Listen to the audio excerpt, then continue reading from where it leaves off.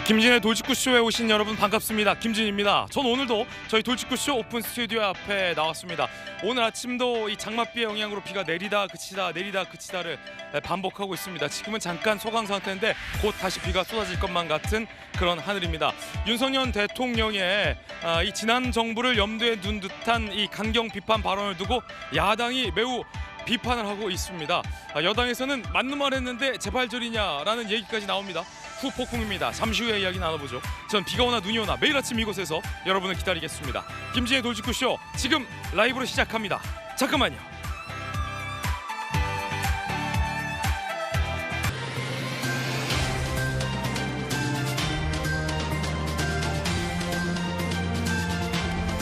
신문 읽어주는 남자입니다. 국민 역도 영웅 장미란 선수가 깜짝 차관으로 발탁이 됐습니다. 그리고 30대 여성 차관이라는 점도 이목을 끌고 있습니다. 이번 인선을 두고 민주당에서는 강력하게 비판하고 있는데 잠시 후에 이야기 나눠보겠습니다. 오늘 조간신문 4가지 키워드 준비되어 있습니다. 먼저 첫 번째 키워드부터 공개하겠습니다. 첫 번째 키워드는 뭘까요? 바로 직할 동아일보 일면 기사입니다. 함께 보시죠. 용산 비서관 5명, 차관 투입, 윤 직할체제. 신임 차관 12명 중 5명이 대통령 비서관 출신입니다. 전진 배치, 비서관 전성시대입니다. 국정에 고삐를 주겠다라는 대통령실의 강한 의지가 읽혀집니다. 야당에서는 이번 인사를 두고 강력히 비판하고 있습니다. 잠시 후에 야당의 비판 요지는 무엇인지도 들어보겠습니다. 이어서 다음 키워드입니다. 두 번째 키워드는 이겁니다. 100억. 서울신문 5면 기사입니다. 사실상 한미 통화 스와프 효과다. 아세안 포함 역대 금융 안정이 기대되고 있습니다. 한일 100억 달러 통화 스와프를 체결한 겁니다. 세계 경제의 불확실성을 줄였다라는 긍정적 평가가 나옵니다. 한일 관계가 개선되니까 외교에 이어 경제까지 양국의 협력 분야가 확대됐습니다. 이어서 다음 키워드입니다. 세 번째 키워드는 뭘까요? 세 번째 키워드는 카르텔. 요즘 정부가 이 이권 카르텔에 대해서 강경한 노선이죠. 조선일보 기자입니다. 수학학원에서 판 모의고사 문제가 그대로 수능에 나왔더다. 이런 제보와 신고들이 잇따르고 있습니다. 급기야 어떤 유명 스타 강사가 이거 내가 입수한 문제인데 그런데 그게 수능에 나왔다는 신고도 있었습니다. 잠시 후에 이야기 나눠보겠습니다. 그리고 한편 억대, 수백억대 연봉을 받는 스타 강사들도 세무조사에 들어갔습니다. 이어서 다음 키워드입니다. 네 번째 키워드는 이겁니다. 간첩. 경향신문 6면입니다.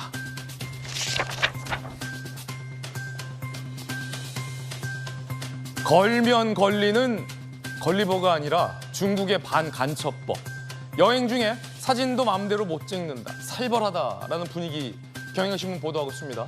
규제 폭이 넓힌 법안이 내일 시행돼서 외교부는 교민에게 이거 유의 깊게 봐야 한다라고 문자로 경고를 했습니다. 중국의 반간첩법. 이 제목부터 살벌합니다. 지금까지 신문 읽어주는 남자였습니다.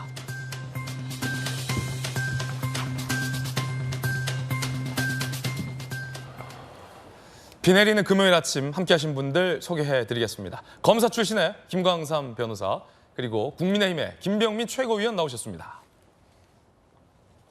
돌직구 좌장 서울시 정무부시장을 역임한 민주당의 김영주 의원, 민주당의 젊은 피 전용기 의원 나오셨습니다. 어서 오세요.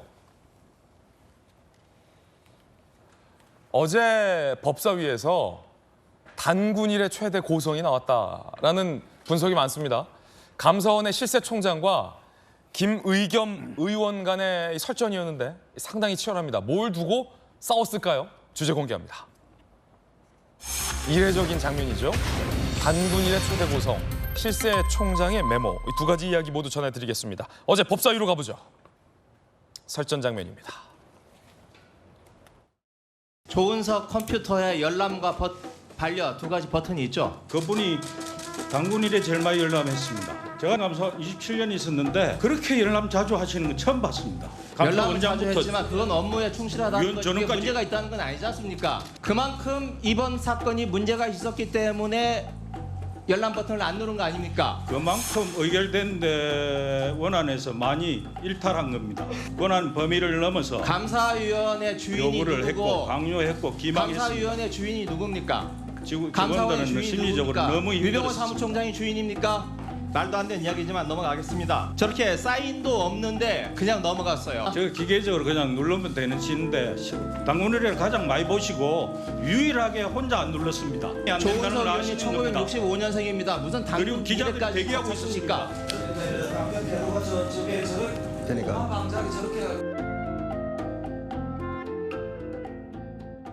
일명 단군일의 설전.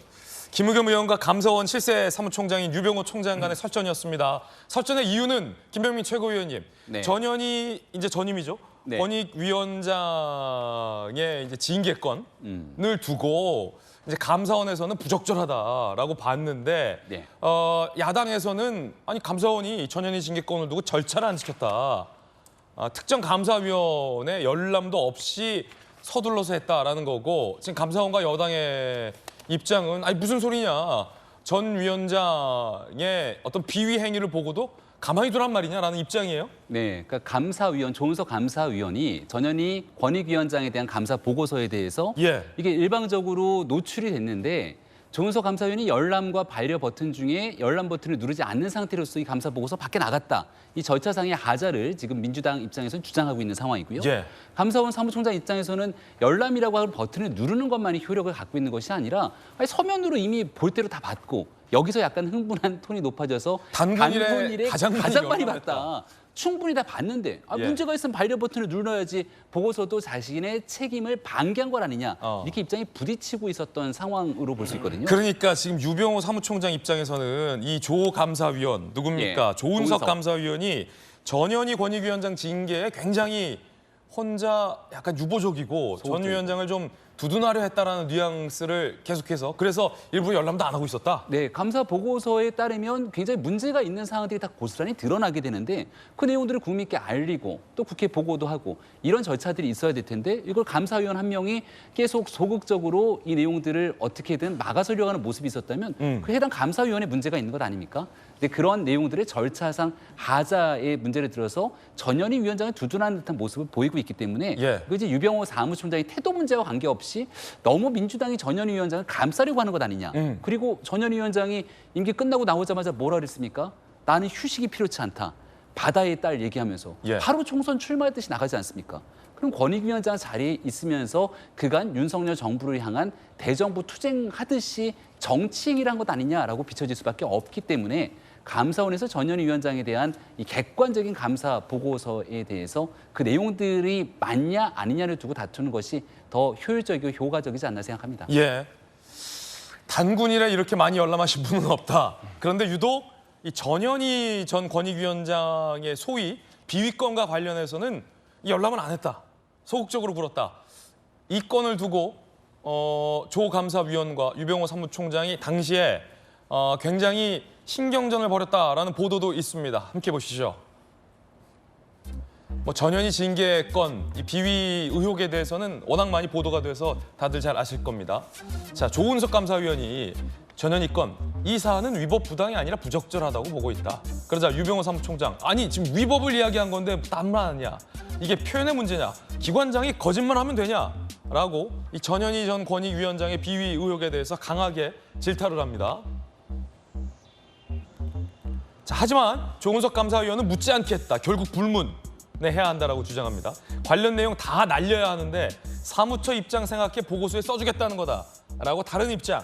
그러자 유병호 사무총장은 이 건은 정무위에서의 위중 문제다. 위원님 혼자 불문이다. 책임을 묻지 않겠다라는 것이다. 라며 항의를 하며 설전을 주고받았던 대목도 있습니다. 결국 이 조은석 감사위원은 전현희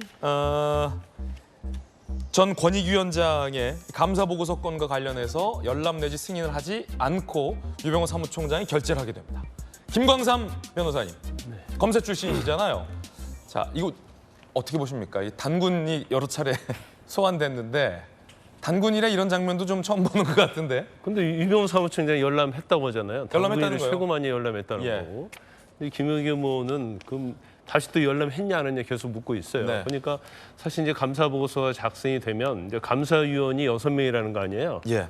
그런데 지금 감사위원이 이제 3대 3이라는 거예요. 그러니까 야쪽이 3명, 그다음에 뭐 여쪽이 3명. 예. 근데 그 과정에서 이제 전현희 전 위원장에 대해서 과연 이게 비리냐 불법이냐 아니냐. 거기에 대해서 아니 비리 불법이 아니다고 조은석 감사위원은 얘기를 하면서 부적절할지 적절하지 못하는 수준이 될지언정 뭐 이것을 유법이다 부당하다 할 수 없다. 그래서 이걸 이제 적시하느냐 적시하지 않느냐 이거에 대해서 굉장히 논란이 있었던 거예요. 예. 그런데 뭐 지금 어제 그 충돌을 걸 보면 사실은 이제 국민들이 그걸 보고 있으면요. 뭔 말인지 몰라요. 내용 자체를. 네. 이게 저기 뭐 열람이고 뭐 전자결제를 했을 때 이제 열람과 반려라는 게 있는데 이제 반려라는 걸 누르면 사실 여기에 동의하지 않는 거잖아요.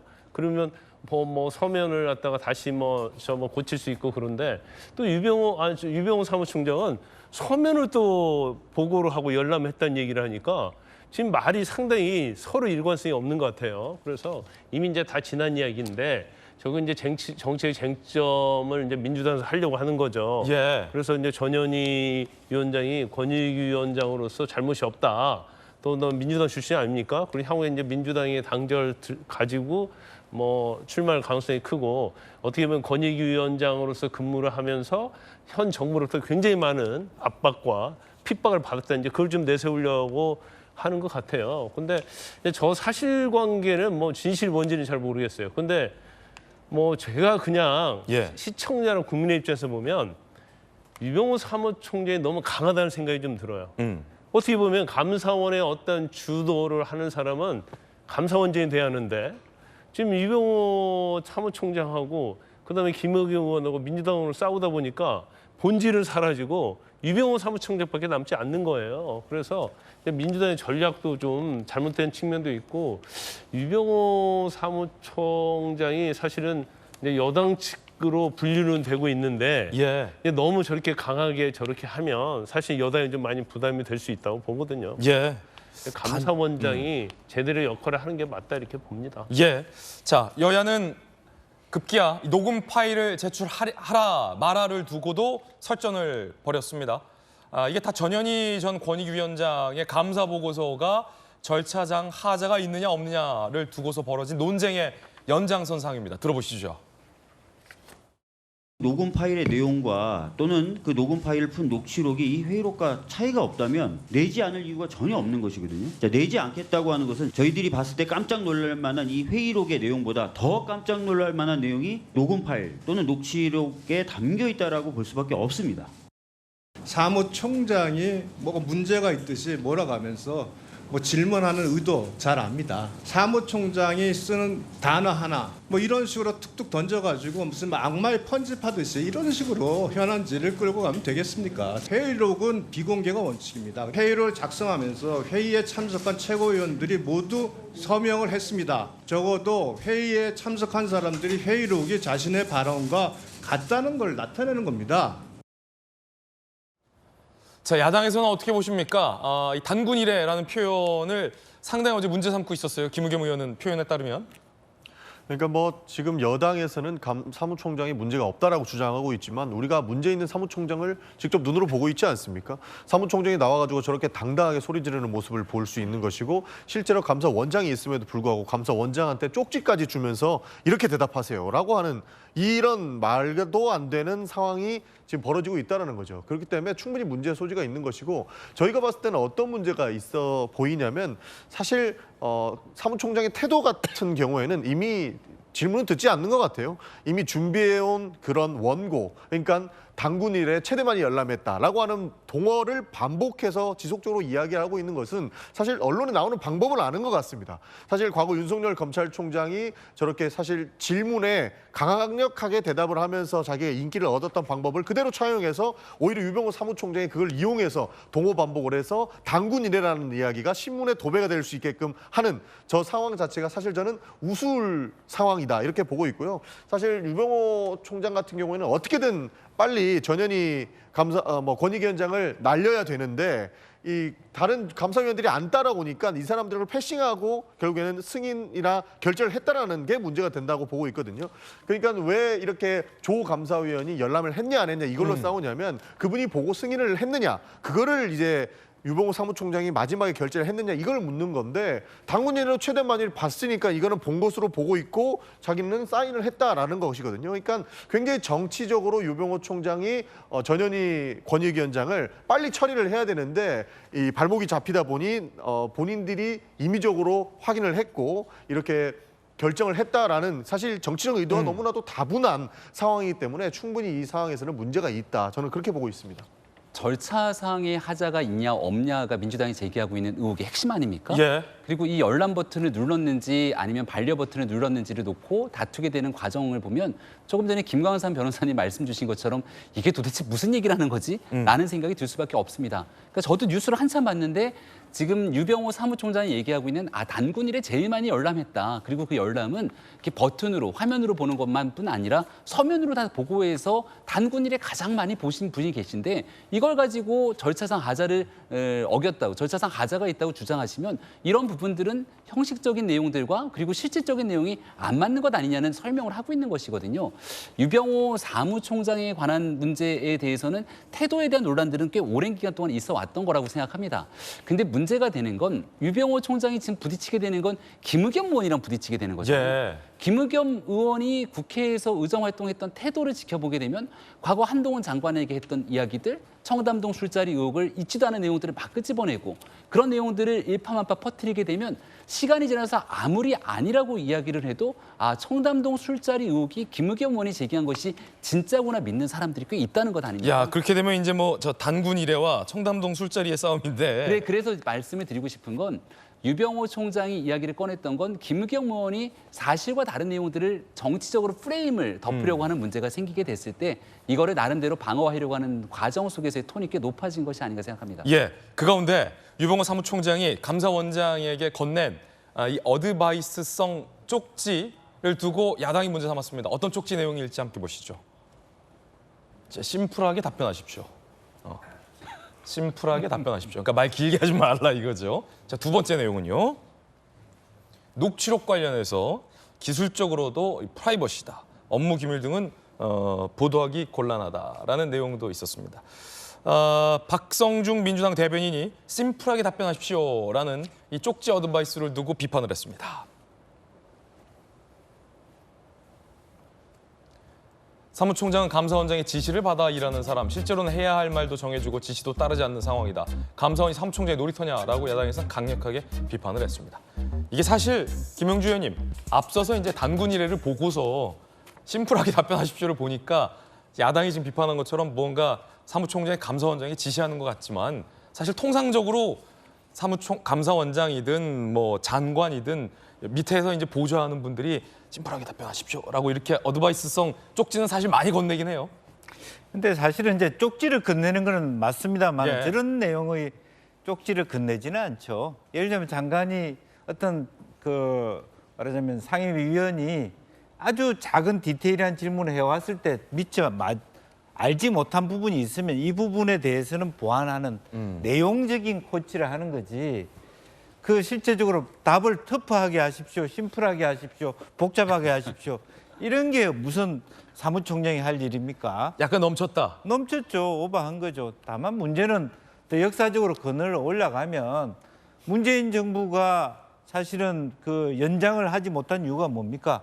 검찰총장 잘못 뽑고 감사원장 잘못 뽑고 당대표 잘못하고 사실 그런 거거든요. 그게 무슨 얘기를 하고자 하냐면 감사원이라고 하는 국가의 굉장히 중요한 권위 있는 기관이 실제로 감사원이 원전 문제를 감사하기 시작하자 민주당이 공격을 하면서 정치적인 하나의 기관이 되어버렸다. 예. 그 결과로 그 감사원장이 국민의힘의 대선 후보가 됐다. 정치 기관이 된 것이 우리 국가의 말하자면 이게 잘못된 기결을 하고 있다는 거예요. 지나치게 감사원에 대해서 여야가 공방할 수 있는 그런 기관이 아님에도 불구하고 저런 공방하게 됐다는 것. 또 권익위원회가 또 그런 기관이 됐다는 게 굉장히 가슴 아픈 부분이고 또 어제도 제가 좀 봤습니다. 예. 저 청문회 하는 모습을 보면 유병호 사무총장이 앉아 있는 태도가 이렇게 있어요. 이렇게 아, 누가 봐도 예.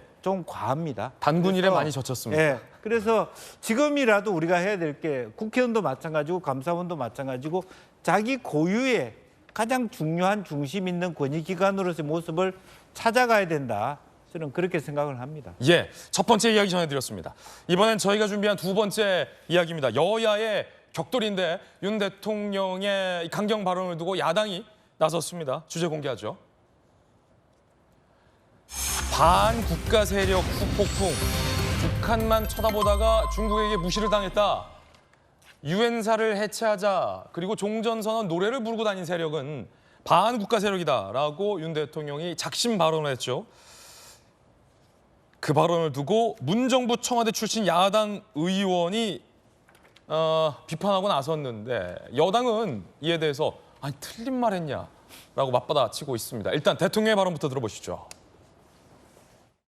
허위 선동과 조작 그리고 가짜 뉴스와 괴담으로 자유 대한민국을 흔들고 위협하며 국가 정체성을 부정하는 세력들이 너무나 많이 있습니다. 반국가 세력들은 핵 무장을 고도화하는 북한 공산 집단에 대하여 유엔사를 해체하는 종전선언을 노래 부르고 다녔습니다. 북한만 쳐다보고 중국으로부터 무시당한 우리의 외교는 5대양 6대주의 모든 국가들과 긴밀히 협력하는 글로벌 중추 외교로 발돋움했습니다. 자, 대통령의 이 발언을 두고 문재인 정부 청와대 출신 야당 의원 21명이 공동 성명서를 냈습니다. 뭐라고 냈을까요? 들어보시죠.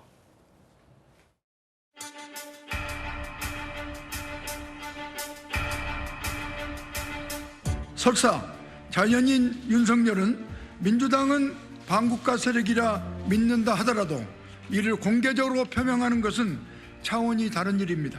지난 대선에서 민주당을 지지했던 48%의 국민도 윤 대통령에게는 반국가 세력인 것입니까? 바이든 미국 대통령도 종전선언을 담은 판문점 선언과 싱가포르 공동 성명이 한반도의 평화를 위해 필수적이라는 데 동의했습니다. 트럼프 전 대통령과 바이든 대통령도 대한민국의 정체성을 부정하는 반국가 세력입니까? 논란의 결은 두 가지입니다. 이 야당을 지칭해서 이른바 전 정부를 지칭해서 반국가 세력이라고 대통령이 표현을 했는가, 이것이 적절하냐라고 야당은 문제 삼고 있는 거고, 이 결과는 별개로 아니 종전선언을 노래 부르고 다닌 건 맞지 않느냐. 이 종전선언 자체가 실효성도 없고 결국 실패로 끝난 허무한 개념 아니냐라는 여당의 반박도 함께 있는 겁니다. 자, 김병민 최고위원님, 누구보다 윤석열 대통령의 마음을 잘 아는, 심중을 잘 아는 분이시잖아요. 어떻게 보십니까, 이 논란? 일단은 북한의 핵과 미사일 위협이 고도화되고 있고 대한민국을 향한 최대 위협이 되고 있다는 건 부인할 수 없을 겁니다. 예. 그런 상황 속에서도 대한민국이 국가 안보를 위해 하듯이 이 북한을 추종하거나 아니면 북한에게 오히려 도움이 되게 되는 목소리를 내고 있는 이른바 반국가 세력들이 대한민국에 버젓이 존재하고 있다. 이것도 부인할 수 없는 사실일 겁니다. 특정 정치인이나 정치 집단이 얘기하는 것이 아니라 과거에 있었던 2018년도를 기억해 보시더라도 이른바 김정은 위원장을 위인이라 칭하면서 위인 환영단, 맞이 등을 언급했던 상황들을 돌이켜보게 된다면 대한민국에 과연 이런 일들이 일어나서야 되겠는가? 라고 하는 생각들을 가지게 될 수 있을 겁니다. 그리고 북한이 이미 2019년 하노이 정상회담 노딜 이후로 대한민국을 향해서 적대적인 행위를 하게 되고 남북 연락사무소를 폭파시키고 그럼에도 부족해서 문재인 전 대통령을 비롯한 대한민국을 향한 망언과 망발을 쏟아내기 일입니다. 근데 이 정도의 상황이 됐다면 한반도의 평화에 대한 목소리보다는 오히려 대한민국의 굳건한 안보를 지키기 위한 메시지가 나와야 되는 게 가장 타당하고 합리적인 얘기겠죠. 그럼에도 불구하고 북한의 대북 제재를 풀어야 된다거나 아니면 그럼에도 불구하고 유엔의 이 종전 선언을 통해서 유엔사 해체가 필요하다.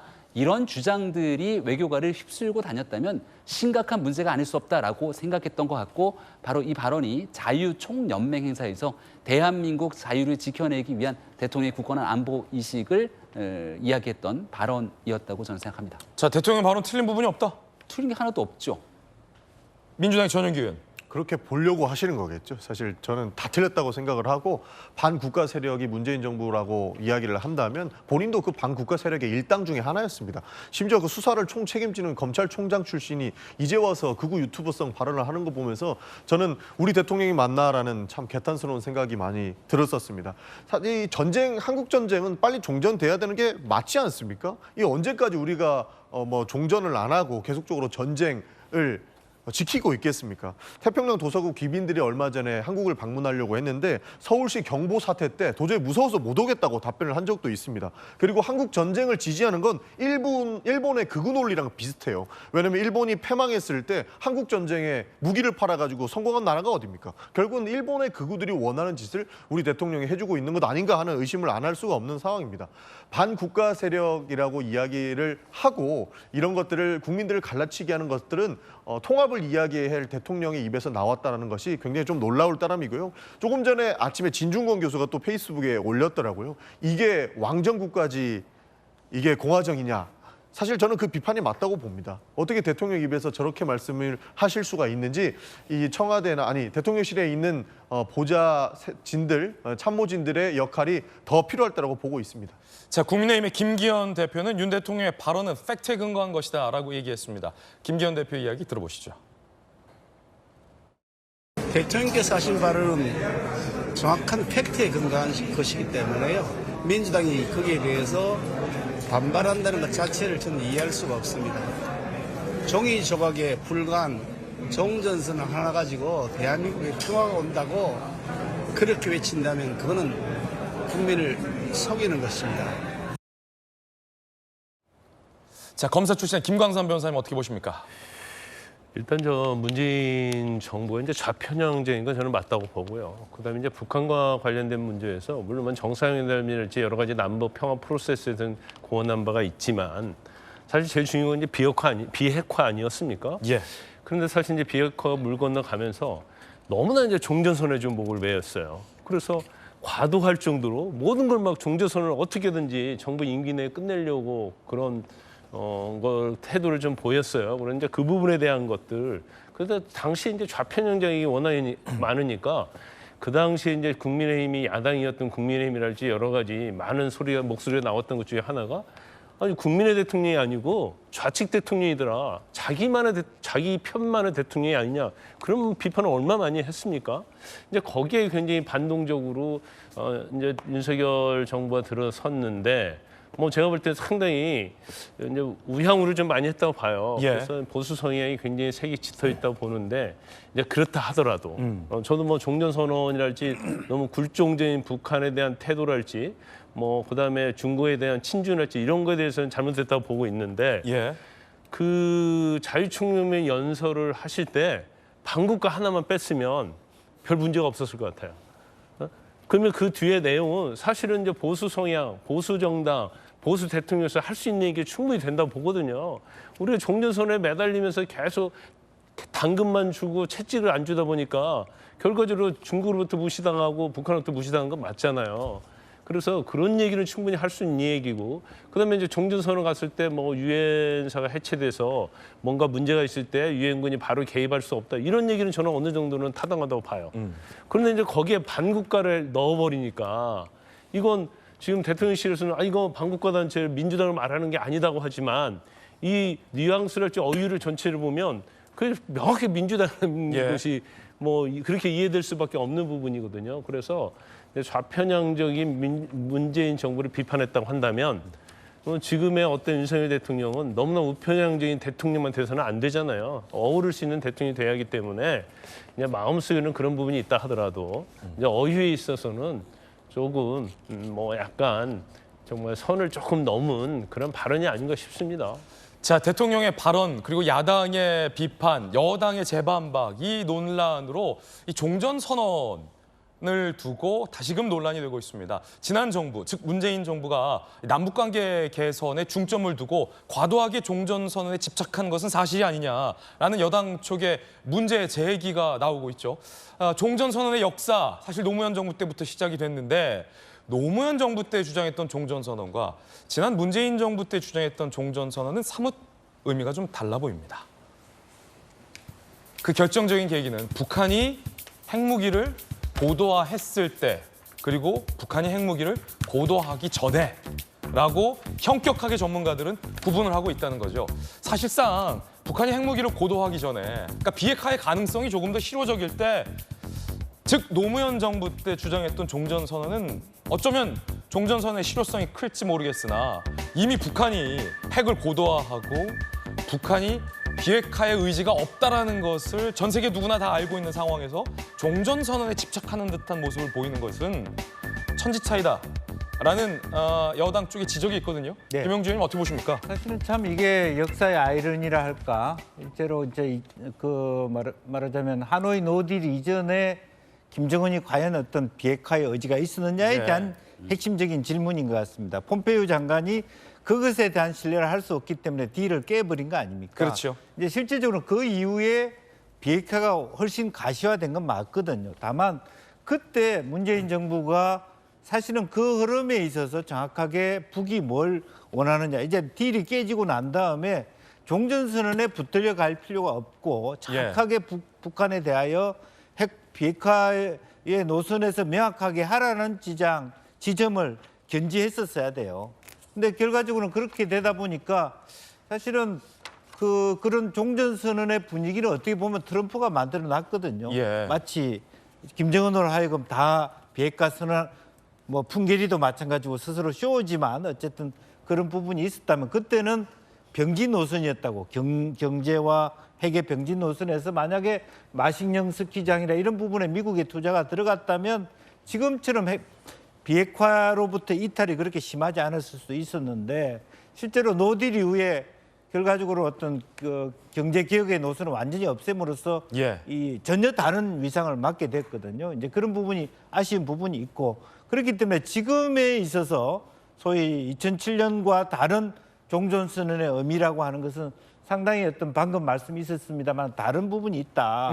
명확하게 그 핵에 대한 말하자면 그 실제적으로 검증될 수 있는 바에 말하자면 비핵화 천명이 있어야만 종전선언이 가능하고 종전선언 자체가 어떻게 보면 훨씬 더 반통일적인 부분이 있을 수 있어요. 오히려 종전선언이 됨으로써 미국과 중국과 러시아가 아예 북한 땅을 어떻게 갈라먹는 그런 시나리오까지 나오게 되었기 때문에 다시 한번 원점에서 검토할 필요는 있다 그렇게 보여집니다. 여야를 떠나서 많은 이제 북한 문제 전문가들이 사실은 이 종전 선언이 무슨 만능 치트키는 아니다라는 이 비판적인 의견은 어느 정도 공론을 좀 이루고 있는 것 같습니다. 김용주 의원 말씀하셨던 것처럼 하노이 노딜, 그러니까 북미 회담이 완전히 판이 깨지고 나서 그 이후에는 지난 정부의 북한을 대하는 자세가 좀 달라졌어야 하는데 우리 정부는 그 이전부터 계속 견제해왔던 북한의 선의에 어떻게 보면 의존하는 종전선언을 주장했던 것이 다소 좀 허망한 것 아니냐라는 지적을 또 김영주 의원께서 해주셨군요. 자, 이 논란은 의원들 사이에서 퍼졌습니다. 김병민 최고위원과 김한규 의원의 이야기 들어보시죠.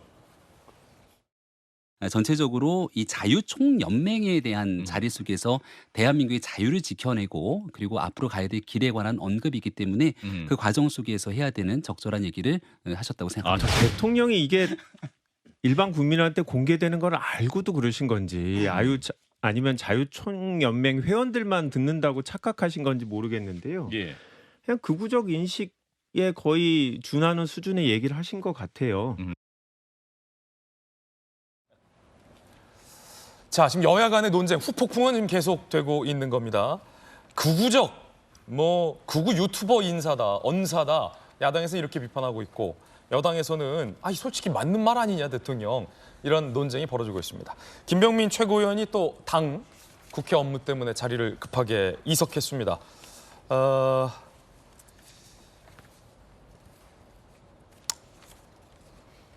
자, 과연 이 반국가 세력 후폭풍에 대해서 여야 의원들은 어떻게 생각할지 계속해서 이야기 나눠보겠는데요. 최용도 의원 자리해 주셨습니다. 최 의원님 어떻게 보세요?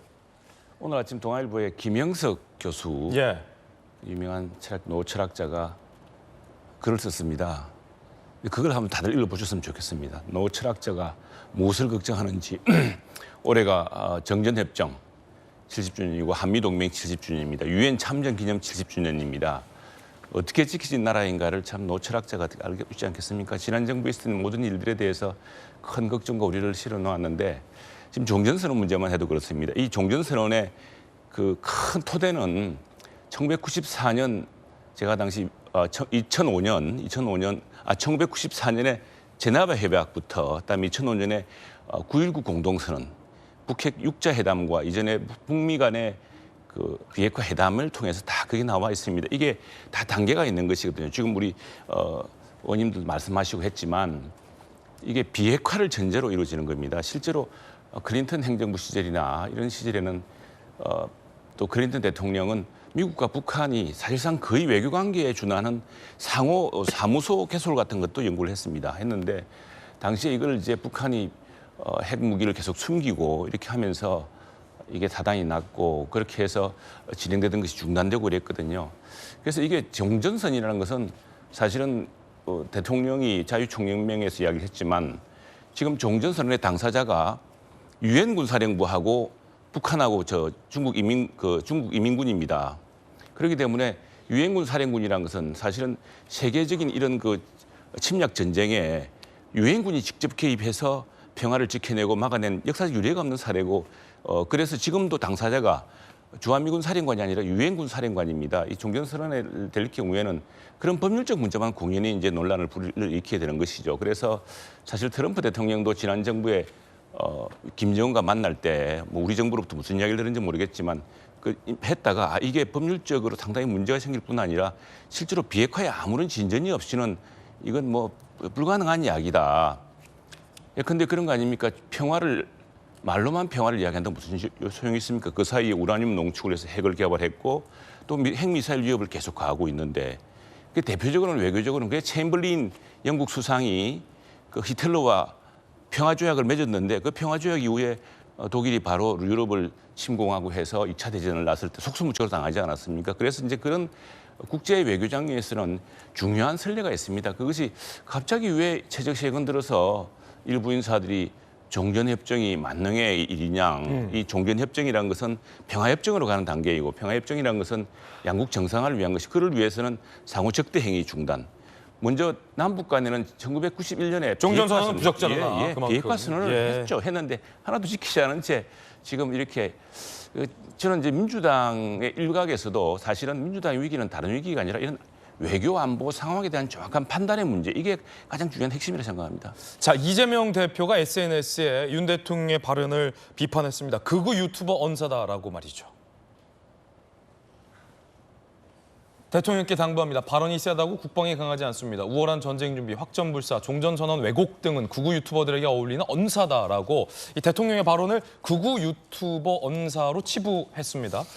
자, 그렇다면은 이 논쟁이 결국 이 종전선언에 대한 논란으로까지 번지고 있는데 최영두 의원 방금 말씀하셨듯이 북한 김정은의 비핵화에 대한 의지가 전혀 없는 것으로 보이는 상황에서 아직도 종전선언에 집착하는 것은 매우 부적절하다라는 의견 주셨거든요.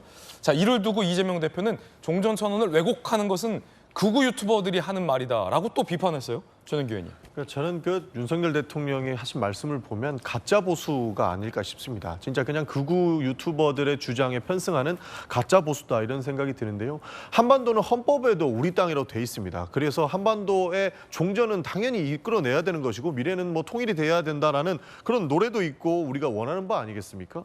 차라리 진짜 보수주의자들처럼 북한이 핵을 가졌다면 우리도 핵을 가지자라고 주장을 하시던지 그런 이야기를 해야 되는데 사실 그런 내용은 다 빠져놓고 심지어 미국에 가서 핵 공유했다고 가지고 왔습니다. 그런데 미국에서 또 반발하지 않았습니까? 핵 공유 아니다라고 이야기를 하고 있어요. 진짜 보수였다면 저들이 가졌을 때 쟤네들이 핵 가졌으니까 우리가 종전하지 말자 이렇게 주장할 게 아니고 쟤네도 핵을 가졌고 힘을 가졌으니까 우리도 가지자라고 주장하고 나서 그 힘 대 힘의 대결로 결국에 한반도에 종전을 이끌어내자라고 주장했다면 윤석열 대통령 저는 칭찬하면서 아 진짜 보수주의자구나 라고 평가를 했을 것 같습니다. 그러나 지금 해당 발언만 봤을 때는 그냥 무작정으로 전 정부를 반정부 인사라고 이야기를 하시면서 사실 국민들을 갈라치게 하는 것밖에 안 보이는 거거든요. 한반도의 종전선언을 부정하시는 것이 저는 오히려 그게 더 반국가적인 사고다 이렇게 생각을 할 정도입니다. 그래서 이 대통령실에 있는 참모진들이 대통령 실제 보수 주자처럼 공부 좀 많이 시켰으면 좋겠고요. 정치 교육도 좀 더 필요한 것 아닌가. 사실 오히려 그런 첨언을 드리고 싶을 정도다. 이런 말씀 드리고 싶습니다. 자, 대통령의 발언을 두고 여야 간의 논쟁이 격화되고 있는 그런 상황입니다. 자, 그 가운데 최근 국정원에서 인사를 두고 무수히 많은 의혹들이 제기됐었는데 결국 국정원장을 유임하기로 대통령이 결정을 했습니다. 일각에선 교체설도 있었는데요. 국정원 조직 정비에 대해 보고받고 국가 안보를 위해 헌신을 당부한다. 대통령이 다시 한번 신임을 확인했다라는 의미로 풀이가 되고 있습니다.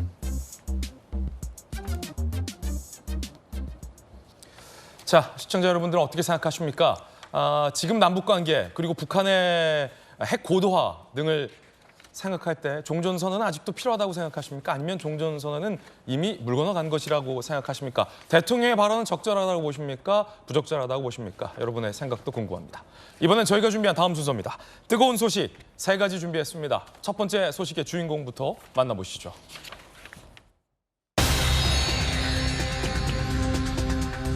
장미란 선수, 아니 장미란 차관이라고 불러야 될 것 같습니다.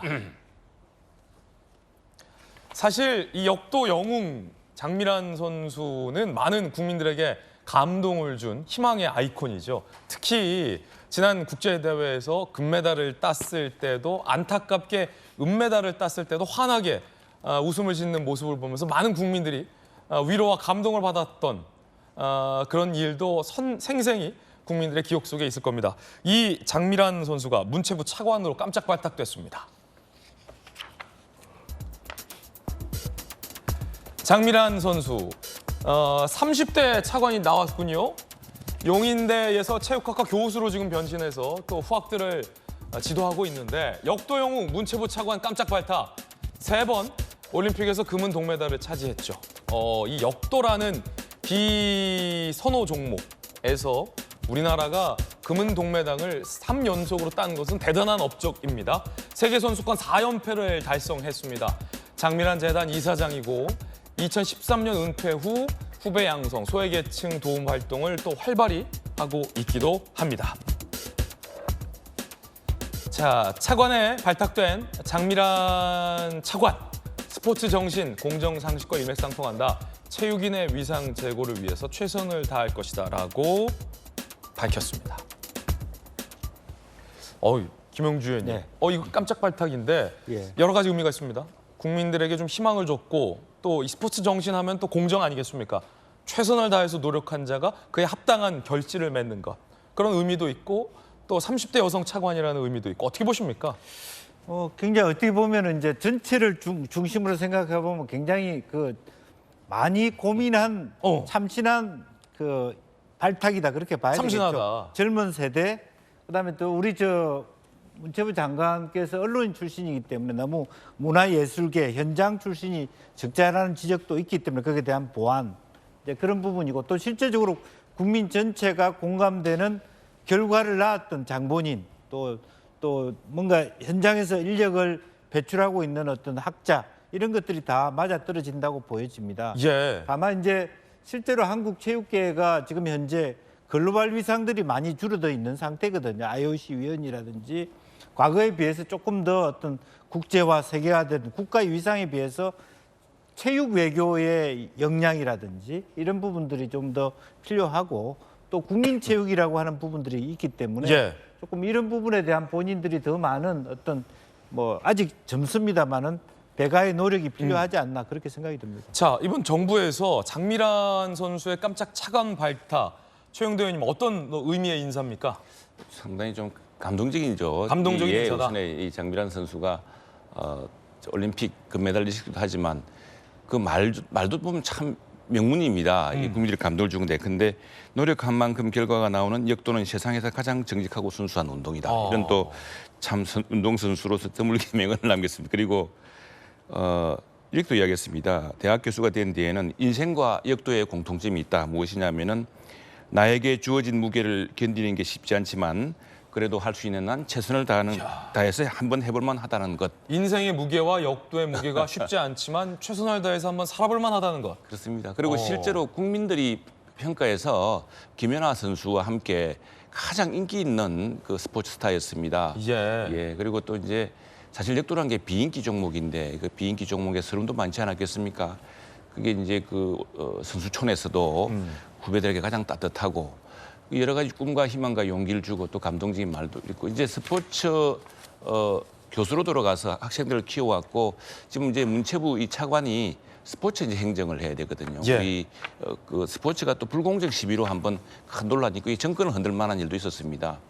그렇기 때문에 이제 그런 어떤 공정의 대명사, 스포츠맨십 이런 것들을 다시 우리 사회에 확산시킬 수 있는 아주 좋은 차관이라고 생각합니다. 예. 자, 그런데 김광삼 변호사님, 이 장미란 차관 인선을 두고 일각에서 약간 그 특히 이제 야권 지지층 일각에서 뭐 당신이 뭘 한다고 윤 정부의 뭐 부역자다라는 악플 세례도 일각에서 있다고 하는데 김광삼 변호사님 어떻게 보십니까? 일단 이제 비하죠. 그러니까 자기와 적대적인 감정을 갖고 있는 정부에 대해서 착오를 갖던 거에 대해서 이전에 이제 이 장 차관의 히스토리를 다 부정하는 거예요. 이거 한번 간 걸로 말하면서 이제 다 부역자로서 이걸 전부 다 없애보려고 하는 거죠. 그런데 저는 이제 처음에요. 장미란 차관이 발탁됐다고 했을 때 뭐 세계 역도 선수 4연패 그리고 올림픽에서 동메달, 금메달, 은메달 다 땄잖아요. 이런 부분에서 훌륭하지만 과연 차관으로서 자질이 있느냐. 저도 처음에는 좀 그렇게 생각했어요. 언론 딱 보고. 그런데 제가 한번 들어가서 장미란 차관의 히스토리를 딱 보니까 이분 정말 대단하더라고요. 대단하다. 그리고 이번에 차관 인사 중에서 최고 하이라이트고 최고 자격이 있는 사람을 임명을 했다 그런 생각이 들었어요. 왜냐하면 체육만 한 게 아니고 이분이 전공을 체육 행정을 했더라고요. 지금 차관이라는 것은 행정과 아니겠습니까?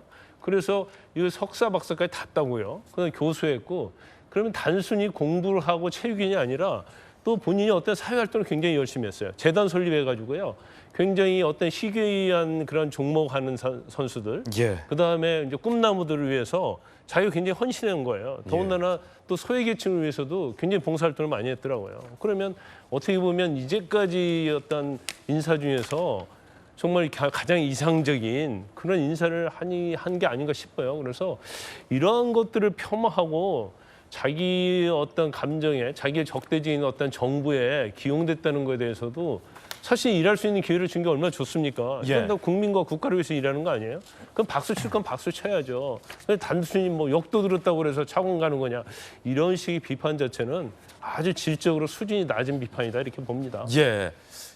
보시면 뭘 안다고 뭐 부역자다 뭐 이런 비판하시는 분들에게 장미란 차관의 이력을 보면 성신여대에서 석사, 용인대에서 박사, 2017년 미국 오하이오주 켄트 주립대에 유학도 갔다 왔습니다.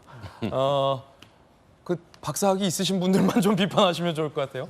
자, 그런데 여러 가지 이번에 인사가 같이 발표됐는데 야당에서는 이 장미란 차관 인선을 포함해서 하나같이 자격 없는 사람들만 인사를 했다라며 망사라고 비판을 했습니다. 야당의 비판 들어보시죠. 윤석열 대통령은 어떻게 하나같이 자격 없는 사람만 고릅니까? 인사가 망사로 가고 있습니다. 극단적 남북 대결주의를 주장하는 사람을 통일부 장관으로 세우고 이명박 후보의 BBK 사건을 덮어준 정치 검사를 국민권익위원장에 앉히겠다니 가당키나 합니까? 정부 부처를 대통령의 직할체제로 운영하려는 의도로 볼 수밖에 없습니다. 자, 물론 이제 야당에서 주력으로 비판하는 인사는 통일부 장관 등인데 하나같이 다 부적절한 인사다. 자격 없는 사람만 인사를 했다라며 장미란 차관도 싸잡아 비판한다라는 보도도 오늘 많은데 장미란 차관도 야당에서 반대합니까? 장미란 차관만 빼놓고 논평을 하기가 좀 그래서 아마 그러지 않았을까 싶은데 아마 우리 박성준 대변인도 장미란 차관은 아마 빼놓고 얘기하지 않을까 싶습니다. 다른 분들은 저도 임사가 참 망사로 가고 있다라는 생각을 가졌는데요. 그 이유가 결국에는 대통령실에 있던 비서관들이 대거 차관으로 갔거든요. 사실 이거는 모든 우리 정부 주요 기관들을 다 접수하겠다라는 그런 생각이라고 보여지기 때문에 이거 정말 잘못되면 큰일을 치를 수도 있겠구나라는 생각이 먼저 들어서 아마 그런 부분을 비판하지 않았을까 싶습니다. 장미란 차관에 대해서는 저 논평은 유효하지 않다. 저는 유효하지 않다라고 생각합니다. 장 차관에 대해서는 어떻게 보세요?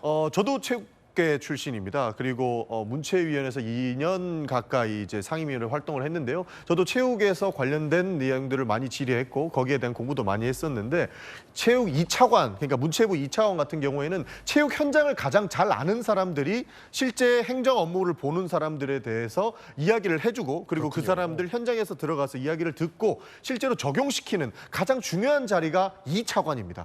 그래서 체육계 전반을 담당하는 것이 2차관인데 장민환 선수 같은 경우에는 선수 생활도 다 해봤고 실제로는 스포츠 행정도 했고 결국에는 스포츠를 통해서 후배 양성도 굉장히 적극적으로 했고 봉사활동도 많이 했다라는 사람이거든요. 그런 측면에서 봤을 때 이 차관으로서는 가장 적합한 인사였던 것이고 사실 이 인사에 대해서 비판할 지점이 사실 하나도 없습니다.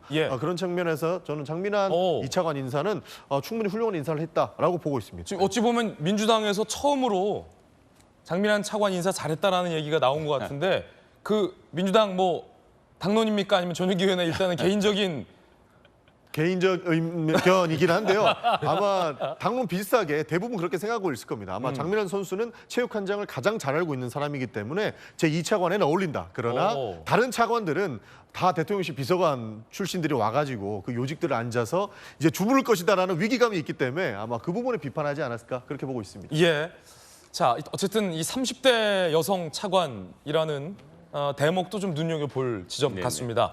또 하나 인선과 관련해서 통일부 장관 인선을 두고 야당이 강력 비판하고 있습니다. 김영호 성신여대 교수가 통일부 장관에 내정이 됐는데 현 통일미래기획위원장, MB정부 통일비서관, 외교부 인권대사 출신입니다. 일각에선 대북 강경파로도 알려져 있습니다. 그리고 전현희 전 권익위원장이 있었던 그 자리에 김홍일 전 부산고검장이 지명이 됐습니다. 2009년, 2010년 대검 중수부에서 윤 대통령과 함께 근무했죠. 윤 대선 캠프 활동을 했었고 특수통 검사 출신이라는 이력이 있습니다. 두 내정자의 소감이랄까요? 일성 한번 들어보시죠. 원칙을 갖고 북핵 문제를 해결하고 자유민주적 기본 질서에 입각한 평화 통일 방안을 만들고 흔들리고 있는 권익위를 빨리 안정시키고 부패 방지와 국민 권익 구제라는 본연의 업무에 집중해서 국민들로부터 신뢰받는 국가기관이 되도록 노력하겠습니다. 자, 일단은 이 김영호 교수를 두고 민주당에서는 역시 뭐 아까 논의했던 내용, 이제 북한을 바라보는 관점을 두고 통일부 장관의 부적절한 인사다라며 강력 비판하고 있는데 특히 이 대북에 대해서 너무 강경파다라는 게 야당 비판의 요지입니다. 앞서 들었던 박성중 민주당 대변인의 비판도 사실은 김영호 통일부 장관 내정자에게 좀 집중돼 있는 측면도 있는데 최용도 의원께서 보시기엔 어떠세요? 참 뭘 보고 대북 강경파라고 그러는지 뭘 보고 극우라 그러는지 모르겠는데 이분이 이제 북한 인권을 강조하실 분입니다. 원래 6.25 전쟁과 남북 관계를 전공한 국제정치학자고요. 뭐 지금 텔레비전에서 인물을 보셨습니다만 굉장히 점잖은 분입니다. 그런데 이제 유독 왜 민주당 일각과 심지어 정의당까지도 북한 인권을 거론했다고 이걸 대북 강경파라고 하는지 참 이해가 안 되는데 인권이야말로 대한민국이 지난 70여 년간 기적을 이루면서 가장 자랑할 만한 국제적인 기록 아니겠습니까? 인권 대통령이라 불리는 분도 몇 분이 나오셨고 이 인권 문제는 국제적으로 이건 내정 문제가 아닙니다. 지금 북한 인권의 그 참상이라는 것은 굉장히 심각하지 않습니까? 이건 뭐 단순히 우리가 뭐 인권 제기한다고 북한 김정은 무슨 타도하자는 이런 것도 아니고 북한 김정은 정권을 교육시키는 측면도 있는 것이죠. 우리 생각해 보십시다. 우리 고 김대중 대통령을 과거에 독재 정부 시절에 그 숱한 고초에서 구해내려고 노력했던 데가 미국이었습니다. 미국에서 바로 인권 문제를 제기하고 우리 80년대 초에 뭐 저희들이 학생운동하고 이런 시기에 바로 지금 뭐 송영길 대표나 뭐 이런 많은 지금 민주당의 386 지도부들 지도급 인사들이 이때 그 시기에 김건태 당시 고 김건태 의원이 남영동 분실에서 고문당할 시절에 그런 인권 문제를 제기한 것이 바로 미국이고 국제사회였습니다. 이제 한국도 우리 대한민국도 북한에 대해서 북한의 참혹한 인권 실상에 대해서 그걸 기록하고 그걸 못하도록 하고 지금 이렇게 함부로 북한의 인권을 남용하고 이게 뭐 북한 정권의 폭압성을 넘어서서 이제 북한 사회 전체를 골병들게 하는 이런 문제 아니겠습니까? 그렇다고 한다면은 그걸 이제 한번 지적했다고 대북 강경파다 그러는데 그리고 통일부 장관은 이제 남북 관계 진전을 위해 노력하게 될 것이고 북한을 또 남들보다 잘 아는 만큼 그 문제가 상치되지 않습니다. 과거 우리가 계속 어느 시기에 북한 전체 유엔과 전 세계가 참여하는 유엔 인권 결의, 대북 인권 결의에 대해서 우리 정부가 몇 번 불참한 사례가 있었습니다. 그것도 이제 사실은 되풀이되지 않고요. 우리 남북 관계는 정상적으로 이제는 정말 북한에 대해서도 김정은 위원장에 대해서도 이 문제는 국제적 질타가 큰 부분이다. 그리고 정말 한 나라의 지도자로서 왜 북한의 주민들, 인민들이 인권을 탄압당하거나 이런 일은 없어야 된다라고 이야기할 수 있어야 되고요. 물론 이제 당국자로서 남북 대화의 석상에서 뻔히 남북 대화를 해칠 수 있는 그런 발언을 이제 학자할 때하고 다르겠죠. 그렇게 하지는 않겠지만 우리의 기조가 기본적으로 우리 내부의 인권이 중요한 만큼 북한에서 이런 인권이라는 것이 북한 사회를 정상화시키는 데 기여를 할 것이다. 그런 또 판단도 가져야 될 시점 같습니다. 예. 자, 김용주 의원님. 지금 야당에서 문제 삼고 있는 김용호 내정자의 발언을 보면 이런 거예요. 한번 여러분 듣고 판단해 주십시오. 통일의 길은 김정은 정권이 타도되고 북한 자유화가 이루어져서 남북한 정치체제가 일체제가 되었을 때 통일의 길이 열린다. 라는 발언을 야권 일각에서 문제 삼고 있습니다. 그리고 국방백서에서 북한은 주적 개념을 삭제한다는 것은 커다란 잘못이다. 라는 발언. 문정부 대북 정책은 국가의 이성 관점에서 볼 때 완전히 실패한 대북 정책이다. 라는 발언이거든요. 어떻게 보십니까? 사실은 뭐 저분을 만약 김영호 장관 후보자를 통일부 장관으로 앉힌다는 뜻은 당분간 윤석열 정부에서 통일과 관련된 논의를 안 하겠다는 의지로 보여져요. 제가 할 때는. 그러니까 실제로 사상적으로 맞아요. 우리가 자유민주 세력이 말하자면 통일의 주체가 돼야 된다. 이론적으로 학술적으로 맞을 수 있지만 결국에는 통일부 장관이 존재하는 이유가 통일부가 존재하는 이유가 그럼에도 불구하고 남과 북은 대화를 할 수 있어야 된다. 마지막 끈을 놓지 말아야 된다는 건데 지금 이러한 어떤 그 인선은 끈이 필요 없다. 북에 대해서 정확하게 미국하고 똑같은 스탠스로 인권 보고서 작성하고 하겠다. 힘의 논리로만 남북은 갈 수밖에 없다. 아주 평행선을 걷겠다는 대통령의 의지로밖에 보이지 않기 때문에 오늘 제가 어떤 그 분이 쓴 얘기가 마음에 걸리더라. 김영호 장관 후보자에 대해서. 만약에 통일부가 필요한 것은 이념적으로는 우리가 그 말이 맞아요. 대통령 뜻이 맞고 남한 주도가 맞지만 통일부가 있어야 될 이유는 국방부가 북진하자 했을 때 통일부는 그래도 좀 대화할 구석은 남겨놓자라는 의미인데 국방부와 똑같은 생각을 가진 통일부 장관이면 굳이 통일부가 왜 필요한가? 뭐 유엔 인권 보고서 같이 쓰면 되지. 이런 비판이 가능하다는 면에서 매우 부적절하다 저는 그렇게 봅니다. 그렇군요. 자, 야당에서는 이른바 매파 인선이 통일부는 부적절하다라는 주장인 것 같은데 이에 대해서 여당에서는 또 김관삼 변호사님, 지난 정부에서는 모두가 다 비둘기파이지 않았냐라는 또 반박을 해요. 근데 사실 뭐 김영호 솔직히 말씀드리면 김영호 장관 후보자가 강경파에 맞죠. 왜냐하면 뭐 대화를 하자. 그다음에 서로의 정부를 인정하면서 통일로 가는 길을 점진적으로 했다. 그런 게 아니잖아요. 김정은 체제가 전복이 돼야 한다. 북한이 자유화가 돼서 이 체제가 아니고 일 체제에서 통일될 수 있다. 이런 얘기를 하기 때문에 강경파는 맞아요. 그러면 결국 윤석열 대통령이 힘에 의유한 대북 정책을 하겠다는 거예요. 그러면 전 정부와는 완전 이제 비교가 되는 거예요. 전 정부는 어떻게 보면 굴종적이다는 말을 들을 정도로 북한에 대해서 온화한 제스처를 취했지만 결과적으로 남은 거 하나도 없다는 거죠. 남북연락사무소 폭파밖에 남지 않았어요. 그러면 결국 어느 것이 과연 옳은 것이냐? 그건 우리가 이제 섣불리 얘기할 수 없죠. 그렇지만 어느 정도는 힘에 우유한 대북 정책에 저는 가야 한다고 봐요. 왜냐하면 우리가 굴종절제 너무 당근만 줘버리니까 북한이 버르장머리가 나빠진 거예요. 그래서 계속 뭐 그렇게 잘해줬던 문재인 전 대통령에 대해서 뭐 소대가리 뭐 그런 얘기하는 집단이 북한 아닙니까? 그러면 결과적으로 우리가 당근 주고 온화만 해서는 북한을 컨트롤할 수 없다는 결론에 도달한 거기 때문에 이러한 우리의 어떤 강경론이 굉장히 이제 오랫동안 지속돼 버리면 사실 이제 문제가 있을 수 있겠지만 지금은 전에 너무 당근을 많이 줬기 때문에 지금 이제 채찍에 의한 그런 부분도 저는 어느 정도 이제 필요하다고 봐요. 그래서 단순히 이러한 강경적인 입장이 있다고 그래서 뭐 북한의 관계에 있어서 어떤 평화가 깨진다 그렇게 보지는 않고요. 결국 힘에 우유한 평화는 뭐 지속이 될 것이다. 그지만 어느 시점에서는 결과적으로 어떤 대화랄지 그런 것이 이제 필요한 때가 올 것이다 이렇게 봅니다. 예, 서로 다른 의견들 전해드렸습니다. 냉면이 목구멍으로 넘어가느냐라는 북한 리선건의 발언이 갑자기 떠올랐는데요. 그렇군요. 날도 더운데 냉면 먹어야겠습니다. 뜨거운 소식 함께하고 있습니다. 이번에 두 번째 소식의 주인공 만나보시죠. 누굴까요? 바로 박영수 전 특검 어제 구속기로에 놓였다 말씀드렸는데 영장실질심사에서 영장이 기각됐습니다. 들어보시죠. 어떤 진심으로 소명하셨나요? 진실 밝혀질 거라고 하셨는데 혐의 전면 부인하시는 거예요? 화천대유 고문료랑 따님 받은 돈은 상관없는 건가 이번 의혹과는?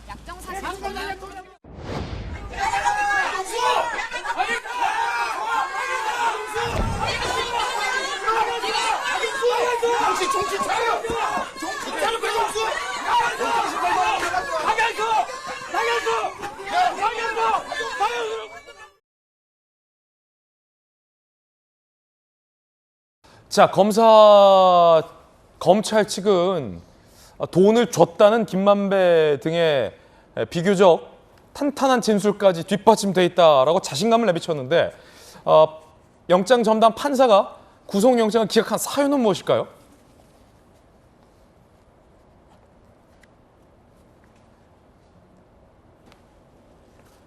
재판부, 혐의에 사실적, 법률적 다툼의 여지가 있다. 피의자 방어권이 지나치게 제한돼 있다. 현 단계에서 구속 상당성을 인정 어렵다라며 영장을 기각했습니다. 같은 날 박영수 전 특검의 최측근이 양재식 특검보 영장도 기각됐습니다. 이러면은 뭐 검찰이 수사 제대로 안 한 거 아닙니까? 아니 근데 이제 그럴 아니 뭐 증거가 차고 넘친다면서요. 일반적으로 이제 영장 기각할 때 이제 범행을 부인하는 경우에 그리고 그 유죄냐 무죄냐 관련해서 이제 논쟁적 요소가 있을 때는 피의자의 방어권 보장을 위해서 영장을 기각하는 경우가 있어요. 그런데 저도 이제 박영수 전 특검 관련해서 이제 방송에 나와서 몇 번 얘기를 했는데 영장 발부 가능성이 굉장히 높다 그런 얘기를 했어요. 예. 그 이유는 뭐냐면 일단 범죄 혐의가 중대하잖아요. 200억, 3억, 50억, 5억 그런단 말이에요. 천문학적 숫자 아닙니까? 그리고 그다음에 김만배가 다 술술 불었다는 거잖아요. 또 200억과 관련된 남욱도 불었다는 거고 또 관련돼서 진술한 사람들이 다 검찰에 협조를 해서 이 사실관계는 어느 정도 확정이 됐다는 거예요. 예. 그 다음에 이제 중요한 것 중에 하나가 이제 박영수 전 특검이 뭐 PC 안에 있는 증거물 뭐 폐기한다랄지 휴대폰을 부쉈다랄지 증거인멸 가능성이 높죠. 그러면 이거 분명히 영장이 발부될 가능성이 큰데 이제 제가 단서를 들어서 전에 얘기를 했었는데 이 사건에 죄가 되려고 하면 전제 요건이 있어요. 금융기관의 임직원이 한다는 거죠. 그러면 우리은행 이사회 의장이었으니까 우리가 그냥 상식적으로 볼 때는 아니 뭐 당연히 금융기관의 임직원 아니야 이렇게 볼 수 있는데 지금 재판부에서 영장 기각하면서 법률적 사실적 문제가 있다고 했거든요. 예. 그 법률적 문제가 바로 이사회 의장을 했을 당시에 어떤 영향력을 미칠 수 있었느냐, 금융기관 임직원으로서 역할을 했느냐, 이 부분에서 이제 법률적인 문제가 있을 수도 있다. 그러니까 단정을 못 하고요. 좀 논란이 있고 이게 법정 가서 다퉈볼 소지가 있다. 그러면 금융기관 임직원이 아니면 범죄가 되는 전제 사실이 없어져 버리는 거거든요. 글쎄요. 굉장히 어려운 측면인데 아마 글쎄요. 그런 부분이 영장 기각에 굉장히 영향을 예. 미치지 않았을까. 저는 그런 생각이 듭니다. 야, 근데 지금 이거 솔솔 법조계 일각에서는 곽상도 의원 55클럽이잖아요. 같은 무죄. 박영수 전 특검도 영장 기각. 검찰이 또 뭐 검찰 선배라고 타는 둥 마는 둥 대충 한 거 아니냐라는 비판이 실제 정치권에서 제기되고 있는데 어떻게 보세요, 전용기 의원님? 그런 의심할 수 있다라고 충분히 보이는 거죠. 그러니까 처음에 이재명 잡아넣으려고 대정동 꺼냈는데 결국 나오고 보니까 뭐 국민의힘 인사 그리고 윤석열 대통령 검사를 데리고 갔던 윤석열 검사를 데려갔던 박영수 특검이 갑자기 튀어나오게 되고 본인들도 화들짝 놀랐을 것 같아요. 사실 아까 전에 말씀해 주신 것처럼 검사들이 수사 똑바로 한 거 아니지 않냐, 아닌 거 아니야? 이런 의심이 가능할 수밖에 없는 상황 아닙니까? 곽상도 전 의원 같은 경우에도 무죄에 나왔을 때 검사의 증거가 불충분하다고 판사가 이야기를 했어요. 이것도 비슷한 내용 아니겠습니까? 충분히 법적으로 다툴 여지가 있기 때문에 피해자의 방어권을 위해서 이거는 구속하는 것이 부적절하다 이야기를 한 것 보니까 결국 재판은 판사들이 맞게끔 했겠죠. 이걸 믿고 가야 되는 건 맞지만 검사들이 올바른 증거를 제시하지 못했지 않나 이런 의심이 충분히 가능한 것 같고요. 여기서 한 가지 더 볼 수 있는 거는 증거가 차고 넘친다. 이거 어디서 많이 들어본 멘트거든요. 국회에 나와서 어떤 분도 증거가 차고 넘친다. 돈 봉투 부스럭거리는 소리가 들린다. 이런 멘트 하셨는데 결국에는 그분하고 검찰들이 워딩이 비슷하구나. 그리고 결국 재판 가보면 이상한 결과가 많이 나오는구나. 이런 생각이 들 정도입니다. 아직 야당에서는 한 3발짝쯤 더 나가서 다른 수사도 다 이런 거 아니냐라고까지 비판하고 있는데 그것도 민주당이 또 영장 실질심사를 받을 기회조차 안 주시고 방탄을 하셨으니까 할 소리는 좀 아닌 것 같고. 아니 근데 보세요, 김용주 의원님, 우리 검찰이 어떤 검찰이냐? 영장 잘 받아내요. 돈봉투 사건 때 관계자들 다 구속했잖아요. 영장 잘 받아내는데 왜 유독 이 55 클럽 관련해서 검사와 좀 비슷한 박영수나 뭐 곽상도 이런 건에 대해서는 번번이 실패하냐는 거죠. 그것이 이제 검사의 역량인지 아니면 판사를 잘못 만나서 그런 건지 그건 알 수가 없죠. 다만 아까 김강선 변호사 말씀하셨다시피 아직까지 명확하게 판사 입장에 봤을 때 상당성을 인정하기 어려울 정도의 자기 방어권이 필요하다라고 느끼게 된 부분들이 분명히 있어 보입니다. 명확하게 이것은 확실하게 잡아 넣어야 될 지점이 아니다. 여전히 해명해야 될 부분에 대해서 즉 검사의 역량의 문제죠. 핵심적으로 판사가 볼 수 있는 영역에 대한 명확한 증거를 말하자면 공소장, 기소장에 적어넣지 못했다라고 하는 건 분명한 사실인 것 같습니다. 자, 검찰 측 입장도 나왔습니다. 함께 보시죠. 객관적 증거들에 의해 청탁대가로 금품 수수를 약속받은 것이 충분히 인정되는데 납득하기 어렵다. 영장 재청구 여부를 검토하겠다라는 검찰 측의 입장도 나와 있습니다만 검찰은 수사 결과로 말을 하는 거지 레토릭으로 하는 게 아닙니다. 뜨거운 소식 함께하고 있습니다. 이번엔 세 번째 소식의 주인공 만나보시죠. 자, 송영길 전 대표가 본격적으로 태블릿 PC 조작설에 조작설을 또 제기하고 나섰다라는 논란이 제기됐습니다. 아예 그 변희재 씨와 함께 한 유튜브 방송에 출연했어요. 매우 이례적인 투샷입니다. 박탄핵은 불가피했다. 그러나 태블릿 PC 조작은 별개의 문제다. 진보 보수를 넘어 증거 조작 용인하면 되겠냐라며 박근혜 전 대통령 탄핵 국면에서 주요한 증거로 작용됐던 태블릿 PC가 조작된 것이다 라며 본인의 혐의도 검찰이 조작하고 있다라는 주장을 급기야 또 펼쳤습니다. 최영도 의원님, 어떻게 보십니까? 잘 이해가 안 되고 있습니다. 뭐 민주당 내에서 또 의아해하고 지금 이 사건의 본질은 민주주의의 최고의 그 전범이 되어야 할 그 정당의 전당대회에서 돈봉투가 뿌려졌다는 사실 그겁니다. 이제 그 문제를 따지면 되는 것이고 이게 이제 변희재 씨까지 등장하고 태블릿 PC 조작은 결국 그렇다면 민주당 정부의 집권의 그 도덕적 근거가 되었던 탄핵의 근거를 스스로 지금 말살하고 있는 거거든요. 자기 부정이 셈인데 도대체 이렇게 해서 뭘 얻겠다는 것인지 잘 모르겠고 나는 이런 좀 여러 가지 그 좀 정상적인 지금 최근에 뭐 민주당 일각에서 보면은 좀 정상적이고 균형 잡힌 또 역사적인 맥락을 따지는 사고가 이루어지지 않고 너무 자기 아전인수격에 또 경강부회식의 주장이 이어지는 거 아니 싶은데 근데 차관급 인사만 해도 그렇습니다. 역대 정부에서 다 청와대 비서관을 부를 때는 각 부처에서 차관할 만한 사람들 또 앞으로 장관 될 사람들을 차출합니다. 그렇게 또 추천을 받고 하고 그분들이 당연히 차관으로 가는 것인데 갑자기 이게 이전 정부에도 없은 일인 것처럼 그리고 이 사람들이 하늘에서 내려가고 갑자기 뭐 저 대통령이 예전에 다른 데서 데려온 사람인 것처럼 이야기하는 것도 그렇고 좀 맥락을 좀 따져서 했으면 좋겠고. 맥락을 좀 따지라.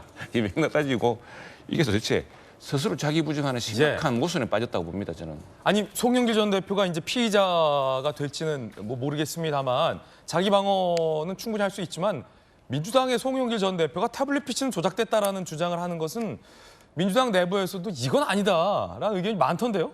이건 아니다라는 이야기가 충분히 있습니다. 예. 태블릿 PC까지 조작됐다라고 하는 것은 너무 나갔다, 많이 건 송 전 아닌가 대표. 하는 것도 있는데요. 사실 송영길 대표의 주장의 핵심은 이 증거가 조작될 수 있다라는 내용들입니다. 그러니까 지금까지 나온 내용들 사실 그 녹취록만 다 들어봐도 당장이라도 송영길 대표를 소환을 해야 되는데 단 한 차례도 소환하지 않고 있거든요. 2달 동안 방치하고 있고 출국 금지는 걸어놨고 자기 일도 파리에서 보지 못해가지고 줌을 통해서 강의를 하고 있고 이러다 보니까 굉장히 좀 힘든 상황인 것 같아요. 그러다 보니 조작된 증거가 나올 수 있다라는 것인데 이 문제도 사실 우리가 검수완박이라고 불려왔던 수사 기소만 분리됐더라도 조작된 증거는 있을 수 없는 일이 될 수 있었던 거거든요. 사실 이런 역사적 근거들이 하나하나 들어맞기 시작을 한 것이고 그런 측면에서 본인의 방어권을 넘어서 조작된 증거가 나올 수 있다라는 우려까지 이렇게 이야기를 하고 있는 것 같은데 사실 갑작스럽게 듣기에는 조금 거부감이 있는 건 사실이죠. 그러나 그런 부분들이 하나하나 더 사실관계가 좀 명확하게 나오지 않을까 그 정도로 보고 있습니다. 김영주 의원님. 네. 검찰이 본인 혐의에 대해서 증거를 조작하고 있다라는 근거는 송 전 대표가 하나도 못 대고 있는데 조작설의 증거로 된 게 태블릿 PC 조작설입니다. 이건 야당의 대표까지 지내신 분이 할 주장은 아니잖아요. 우리 정치가 이래선 안 되잖아요.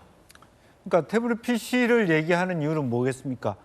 윤석열 대통령이 그렇게 조작하는 기술자다 이런 것을 본인은 주장하고 싶은 거겠죠. 그런데 실제로 과연 이정건 녹화, 녹취가 과연 그렇게 조작 가능성이 있는지부터 실제로 만약 국민들이 봤을 때 여러 의원들이 나오고 있습니다만은 저는 그런 편집 가능성이 있는지 모르지만 조작 가능성이 있다고 보여지지 않고요. 실제로 더 핵심은 이 문제에 본인이 직접 아느냐 모르냐 혹은 설령 모른다 하더라도 이런 일을 우리 캠프에서 한 데 대한 국민에 대해서 사죄하는 마음 그리고 16대 국회에 들어와서 그렇게 정치적으로 투명하고 깨끗해야 된다고 했던 젊은 피의 대표적 인물로서 20년이 지난 자기가 당대표를 하기 위해서 저렇게 돈을 뿌렸다는 것에 대해서 스스로 내려놓고 사죄하고 물러가야 돼요. 근데 여전히 버티면서 마치 자기의 대척점이 윤석열 대통령이처럼 자기가 마치 정치적인 어떤 투쟁적인 일선에 있는 것처럼 이렇게 하는 것은 매우 부적절하다고 생각이 들고요. 물론 본인이 와서 왜 빨리 조사 안 하느냐라고 하지만 결국은 뭐 답답한 부분이 있겠습니다만 그럼에도 불구하고 정확하게 지금 이제 이정건 재판이 시작돼서 실제로 팩트가 드러나지 않습니까? 이제 그러면 조만간 본인에게도 저와 같은 어떤 실질적인 조사 받을 차례가 올 것이니까 오히려 당을 위해서라도 더 이상 이상한 주제를 끌어들여 가지고 전체의 문재인 정부 또 혹은 소위 촛불의 어떤 핵심적인 기본 정서 또 정당성마저도 자기 문제 때문에 훼손해서는 안 되겠다. 그런 생각이 듭니다. 그런가 하면 송영길 전 대표는 휴대전화 포맷은 다들 한 번씩 하지 않느냐라며 증거인멸 혐의를 부인했습니다. 증거가 확보됐으면 그 증거 가지고 법정에서 싸우면 될 거 아니에요. 왜 사람을 구속시키려고 그래요? 도망가지도 않고 수사에 다 협조했고 핸드폰 다 제출한 사람을 증거인멸이 아니라고요. 왜냐하면 전반적으로 핸드폰 포맷 한 번씩 하는 거 아니에요? 뭐 컴퓨터 같은 것 사무실이 정기적으로 그런 것의 일환이었다는 거죠. 그리고 그러니까 정기적으로 PC를 포맷하고 교체하고 이렇게 한 거다. 한 번씩 정리하는 거잖아요. 일반 사무실도 다. 그런 면이라 말씀을 드리고. 자, 누구나 한 번씩 휴대전화 포맷하지 않느냐. 김광선 변호사님, 혹시 휴대전화 포맷 해보신 적 있습니까? 전 포맷 될까 봐 굉장히 걱정을 많이 하죠. 오히려 포맷 될까 봐 걱정한다. 오히려 바이러스가 침입한다랄지 아니면 뭐 휴대폰에 내가 뭘 잘못 눌러서 이게 초기화돼 버리면 어쩌나 걱정 굉장히 많이 하는 거 아니에요? 더군다나 휴대폰 바꿀 때도 기존에 있는 데이터랄지 뭐 카톡 내용 이거 날아가면 어떻게 될까 걱정 많이 하는 거 아니에요? 근데 1년에 한 번씩 뭐 휴대폰을 포맷하는 사람이 어디 있어요? 그러면 자기가 알고 있는 뭐 주소랄지 거기 데이터랄지 여러 가지 뭐 복사해 놓은 거지 이거 다 날아가는 거예요. 그러면 정말 좌절스럽고 인생이 송두리째 날아갈 수도 있는 거거든요. 근데 저 아마 그 국회의원만 하고 정치만 해봤지 뭐 사업을 한다 그럴 때 사무실 근무를 안 해본 것 같아요. 아니 어디 사무실에서 PC를 갖다 1년에 한 번씩 포맷을 합니까? 그 저 뭐지 저도 뭐 한 지금 변호사 한 지 뭐 한 10년 20년인데 PC 포맷한 지 한 번도 없어요. PC 바꿀 때 혹시 기존에 있던 데이터 날아갈까 봐 그 전문가 오면은 그런 일이 없도록 해달라고 아주 뭐 굉장히 부탁을 많이 하죠. 근데 뭐 1년 뭐 지난 것들 다 날려버리고 새로운 컴퓨터에서 일을 한다? 이거 말도 안 되는 소리를 하는데 저분이 5선인가요? 4선인가요? 적어도 4선 정도 하면 유권자로부터 검증의 기회를 많이 받았을 텐데 이 돈봉투 의혹이 불거진다부터 본인이 지금 제가 볼 때는 정상적인 발언을 하는 게 거의 없어요. 그리고 태블릿 PC에 너무 꽂혀 있다 보니까 사실 변희재 하면은 극우 보수 농객으로 우리가 많이 평가하고 있지 않습니까? 이제 그런 분들하고도 협업을 해가지고 뭐 태블릿 PC에 꽂혀 있는 거예요. 머릿속에 태블릿 PC밖에 없는 것 같아요. 그래서 당대표까지 하고 정말 다선 의원인데 요즘 하는 어떤 말들, 행태를 보면 참 제 개인적으로 좀 안타깝을 정도로 좀 엉뚱하고 항둥하고 생뚱한 얘기를 좀 많이 하고 있다 이렇게 봅니다. 김광선 변호사님 개인적 견해까지 들어봤습니다. 이번엔 저희가 준비한 다음 주제입니다. 이슈를 시작할 텐데 주제 공개하죠. 일타 강사들도 세무조사에 들어갔습니다. 카르텔 신고는 쇄도하고 있다는 보도도 있습니다. 사교육계의 큰손, 수백억대 연봉을 자랑하고 있는 일타 강사들에 대한 세무조사 내용 함께 보시죠. 대형학원 일타 강사들 세무조사. 정규 수업 외에 고액 특강료 교재비를 현금 거래하고 요거를 신고 안 한 거 아니냐, 탈루한 거 아니냐라는 의혹이 국세청에서는 제기된 것 같습니다. 어쨌든 현우진 씨 등을 뭐 포함해서 세무조사에 들어간 것 같습니다.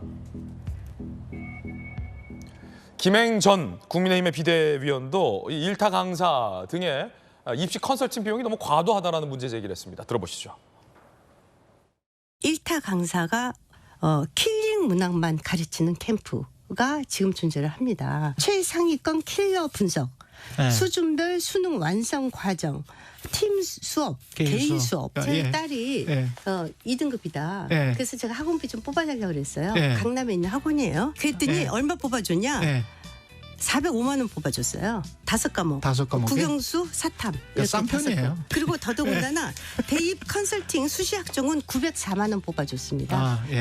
이거와 또 별개로 또 뭐가 있냐? 논술 킬링 논술이 또 따로 있대요. 알겠습니다. 대입 사교육 비용이 너무 강남 대치동을 중심으로 비싸다. 부르는 게 다 수백만 원이다. 김행 전 비대위원 주장대로라면 5과목 405만 원에 킬러 논술 포함하고 또 다른 거 아까 905만 원 하면은 돈 1,000만 원이 훌쩍 넘어가는 것을 부르더라. 그리고 이런 것들을 현금으로 스타 강사 중에서 현금으로 받고 신고하지 않는 세금 탈루 의혹과 관련해서 세무조사도 진행 중이다라는 내용도 있습니다. 거기에 플러스 공정거래위원장도 나섰습니다. 이러한 일부 기업형 학원들에서 근거 없는 광고를 남발하고 있다는 문제 제기입니다.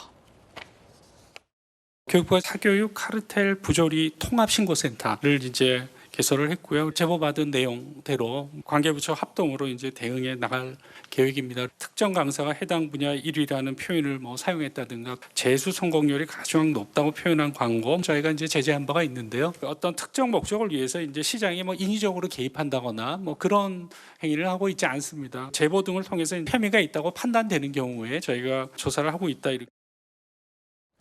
김영주 의원님, 뭐 굉장히 비싸네요. 그렇습니다. 실제적으로 보면은 그야말로 힘 있는 할아버지 할머니가 존재하지 않으면 저런 구조는 힘듭니다. 한 달에 아빠 엄마로도 안 되는 거야 이거는. 그렇죠. 한 달에 1,000만 원씩 1년만 하더라도 재수를 또 그러니까 2억 3억이 1, 2년 안에 들어갈 수 있어야만 저런 컨설팅이 되고 저렇게 돈을 준다라고 하는 것은 뭔가 통하는 게 있으니까 그렇죠. 이른바 킬러 마케팅이군요. 그 킬러 마케팅을 어떻게 하겠습니까?